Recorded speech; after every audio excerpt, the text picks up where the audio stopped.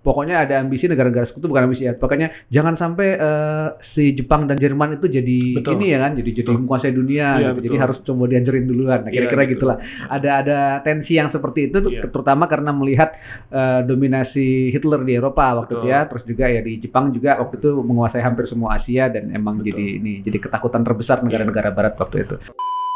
Kalau aku sih 4,5 dari 5.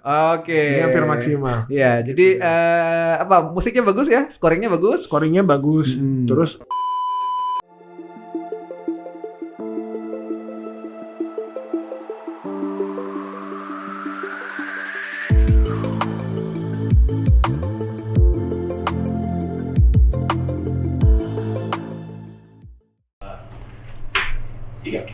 Oke, jumpa lagi kawan-kawan di Ice Podcast. Kali ini bareng saya Rizdo dan Ezra di sini. Yes. Salam Ice teman-teman semua. Integrity, Care, and Excellence. Oke, Ezra ini sekarang lagi sibuk apa, Ezra? di BPK aja bang. Di BPK ya? Bantu buat kependetaan gitu bang. Oke. Biasanya bantu-bantu ngapain nih? Bantu bawa tas? Oh. Iya bawa tas. Mau kemana mau dipijitin gitu. Bantu-bantu administrasi bang. Admin kayak ya. mereka jadwal apa kan. Oke. Ada 2 orang kan. Oh, manajer ceritanya sekarang. Manajernya pendeta kampus Iya, nih ya. merangkap pak. Jadi tadi butuh snack. Nyetir gitu. Kenyataan tuh bang. Iya. Baru terjadi tadi. Oke, jadi kita lagi ngomongin pendeta kampus sekarang. Nanti mereka mau ngomong sendiri di obrolan podcast ya. Udah lama nggak ngundang memang, tapi nanti datang lagi ya. Iya. Oke. Nanti biar Ezra yang wawancara, jangan saya. Waduh. Oke. Kali ini kita mau ngobrol soal ini nih, film. Udah jarang-jarang ngobrol film ya. Udah lama nggak bahas film. Film terakhir yang kita bahas apa ya? Udah lupa ya. Udah nggak inget lagi saya gitu. Nah, ini satu film yang sebenarnya agak-agak berbau religius ya kalau Reza. Tapi memang sebenarnya settingannya sih ini ya, setting Perang Dunia Kedua waktu itu. Kisah nyata. Kisah nyata. Nah, apa tuh filmnya judulnya? Hacksaw Ridge. Hacksaw Ridge gitu ya. Yang main siapa sih? Andrew Garfield. Ya, sutradaranya Mel Gibson, teman-teman. Ini film produksi tahun 2016, sudah agak lama, tapi kata Ezra membekas. Membekas. Sangat inspiratif. Sangat inspiratif buat Ezra. Nah, apa yang membekasnya gitu ya? Atau apakah waktu itu dia nonton bareng mantan? Nggak tahu ya. Kita nggak tahu. Belum jawab itu. Oke, apa? Hacksaw Ridge itu cerita soal apa sih sebenarnya? Ya, jadi bang, aku tuh nontonnya waktu lagi single. Oh enggak ya, TMI. Jadi Hacksaw Ridge itu kan, dia kan ada tokoh utama itu Desmond Doss yang tadi aktornya itu. Ini based on true story ya? Betul bang, betul. Based on true story, World War II. Terus itu kan intinya tuh cerita kepahlawanan bang. Jadi si Desmond Doss ini ceritanya di situ, bukan ceritanya realnya itu orang Advent. Jadi dia mungkin orang Advent ya sama kayak orang Kristen dalam arti beda-beda lah keimanannya. Tapi dia itu yang betul-betul kayak ngapalin sekaligus mengaplikasikan, terutama yang disoroti di film ini, jangan membunuh, hukum ke-6 bang. Masalahnya kan waktu itu lagi Perang Dunia II, terus sehingga semua, dia prajurit atau dia dia direkrut bang. Jadi sebetulnya dia nggak wajib. Tapi dia tuh punya abang, dan abang ini kan pastinya juga enlist dia bilang ya. Jadi apply lah gitu. Mendaftar sehingga dia pun merasa berkewajiban gitu bang. Nah masalahnya terutamanya dari mulai training hari pertama gitu bang. Dia sebenarnya kalau di saya yang baca ya, saya ini ya dia pasifis ya secara orang yang anti perang, orang yang tidak ingin membunuh sebenarnya gitu. Ekstrim sih bang. Ekstrim pasifis gitu. Iya, pasifis itu kan satu paham teman-temannya, jadi yang percaya bahwa kita tidak boleh melakukan kekerasan, kita tidak boleh melakukan pembunuhan, kita tidak boleh menentang kejahatan dengan cara kejahatan yang membunuh juga seperti itu. Nah, konteksnya gitu. Dan cukup banyak tokoh-tokoh pasifis sebenarnya, tapi ini yang lumayan ekstrim ya. Jadi lumayan sangat pokoknya anti ngebunuh, nggak boleh ngebunuh sama sekali. Betul. Nah, gitu. Dan dia tuh agak, kalau bos saya bilang mungkin agak beda ya bang. Kalau misalnya Mahatma Gandhi kan dengan non-violence itu, tapi kalau dia tuh ahimsa itu ya, dia tidak tanda kutip tidak menghakimi bahwa negara saya Amerika tidak boleh membunuh. Dia ngerti keberadaan musuh itu istilahnya berlawanan dengan hak dia sebagai warga negara dan sebagai orang dalam hal ini Kristen dan USA. Tapi dia itu khususnya jadi orang yang betul-betul nggak mau angkat senjata seperti gitu bang. Jadi gimana ya, kita mau training di military camp, sedangkan dia nggak mau senjata. Padahal dia memang menjadi medik, tapi peraturannya di semua unit setahu saya gitu, harus bisa minimal menembak karena kan self defense ya bang. Ya, maksudnya betul. Itu basic banget gitu sih bang. Ya kalau masuk militer dokternya pun tetap harus bisa hal dasar lah paling nggak gitu. Karena mungkin lagi ngerawat ada apa ya. Dia nggak tahu senapan segala macem ya. vulnerable sekali gitu ya Bang. Iya, betul. Gitu sih Bang. Nah, jadi itu menariknya ya, karena ada tarikan antara itu ya, sifatnya yang pasifis dan juga ini kondisi bahwa memang harus mengharuskan demikian. Betul gitu. Bang. Kewajiban dia sebagai warga negara sebetulnya ikut peraturan atasan kan Bang sebetulnya. Ya, betul. Nah, kita nggak mau spoiler lebih jauh, tapi kita pengen nanya yang value yang kamu dapat apa dari nonton film ini? Mungkin nomor satunya dia, saya nggak bilang saya setuju juga ya Bang 100% dalam arti itu super idealistik menurut saya, karena dalam hal itu dia sampai terang-terangan melawan atasan, sedangkan secara undang-undang, secara hierarki dan seterusnya itu sudah jelas harusnya mentaati.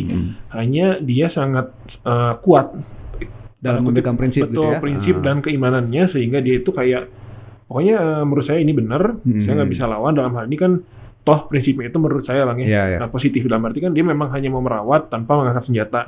Bukan berarti dia ya seperti dituduh teman-temannya pengecut lah katanya, terus diejek, terus pro pada musuh, terus lu nggak setia kawan, nggak juga. Dia tetap planning yang lain, kecuali weaponry itu gitu, megang senjata gitu. Itu nomor satu sih gitu. Ya, jadi kelihatan ya tarikannya di beberapa adegan tuh kayaknya lumayan ini lumayan memperhatikan itu. Tapi kita nggak boleh spoiler banyak-banyak gitu supaya ditonton gitu ya. Jadi ya karena sangat ditarik ya. Pas adegan itu sangat jadi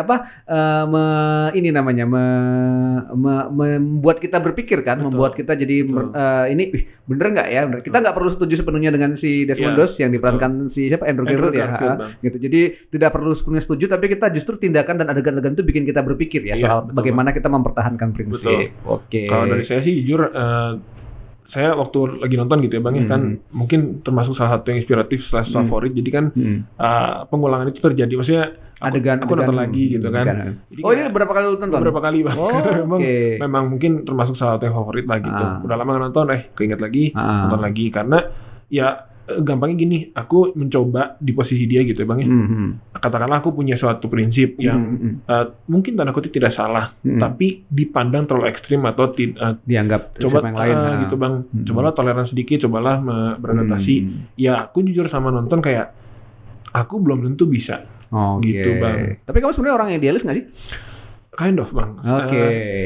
Agak sih. Agak idealis ya. Cuman aku masih berusaha untuk seperti figure out win-win solution sama orang. Gitu. Ya gitu. Jadi ini jadi film yang sangat ngebekas buat lu karena itu juga ya. Karena pernah ngalamin hal-hal yang demikian juga dalam situasi yang berbeda ya. Gitu. Jadi ada tarikan antara kita mempertahankan idealisme, terus kayaknya kebutuhannya nggak gitu deh. Kita harus gini deh. Nah, gitu. Jadi itu tarikan-tarikannya di sana gitu. Jadi momen-momen di mana si Desmondnya ini ya katakanlah mengalami ngalamin situasi yang terjepit itu, situasi yang terjepit itu jadi semacam itu bagaimana dia bersikap kan seperti itu. Dan ini yang menarik karena jadi ini juga ya, jadi tema yang menjadi sesuatu yang kita hadapi dalam keseharian sebenarnya. Mungkin tidak se-ekstrem Desmond ya, bahwa kita diantara megang senjata atau enggak gitu. Tapi mungkin dalam hal sehari-hari ya, kita berkata jujur atau enggak gitu kan, kita ngomongin kesalahan orang atau enggak, kita ya gitu. Jadi dan mungkin sedikit-sedikit kan kalau misalnya ya kita realistis saja kalau Desmond Doss itu kan dalam ranah World War II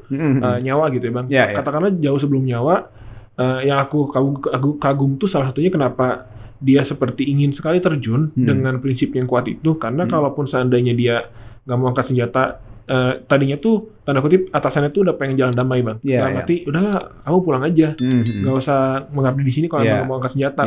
Aku secara logisnya begitu ya gitu. Ya udah gitu, kan lu juga jadi nggak resiko mati gitu kan. Cuman justru dia tuh sangat ingin tanda kutip membela negara dan istilahnya melayani Tuhan dengan hatinya untuk mengabdi bagi negara gitu, menyelamatkan rekan-rekan.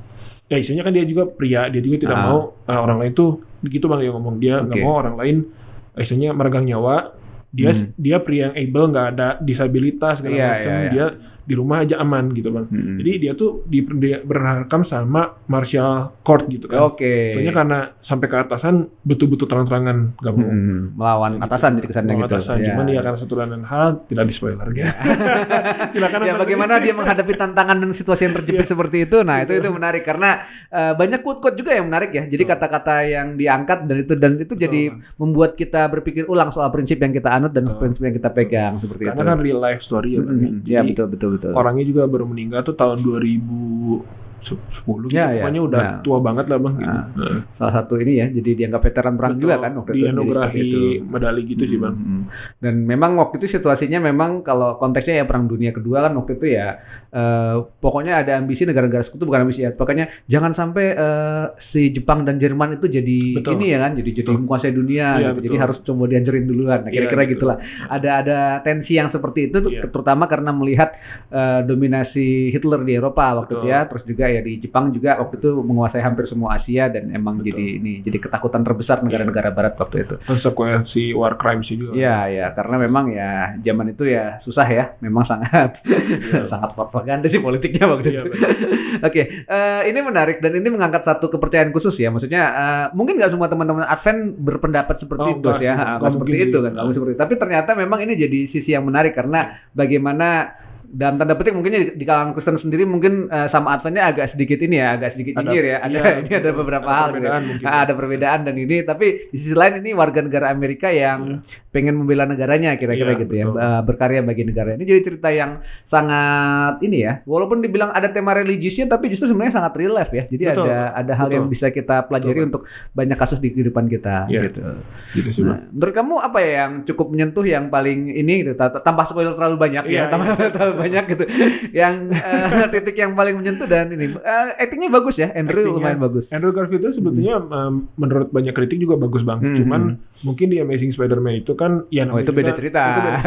Itu kan action kan, lebih banyak. Terus mungkin padahal istilahnya kalau di film-film lain itu kalau secara acting gitu ya bang bagus, dan di situ saya memang bilang maksudnya istilahnya membawakan karakter yang nyata yang waktu itu sih udah meninggal kebetulan, cuman ya ngena banget gitu. Maksudnya kan kalau aktor itu kan satunya dia mewakili orang, kalaupun ada orang nyatanya gitu atau karakter yang dibayangkan sama saudara itu kan kayak ya harus cocok dengan mungkin gesturnya, perawakannya dan seterusnya, dan cepatnya mah cungkring-cungkringnya gitu loh. Maksudnya kan harus ya kurang lebih lah.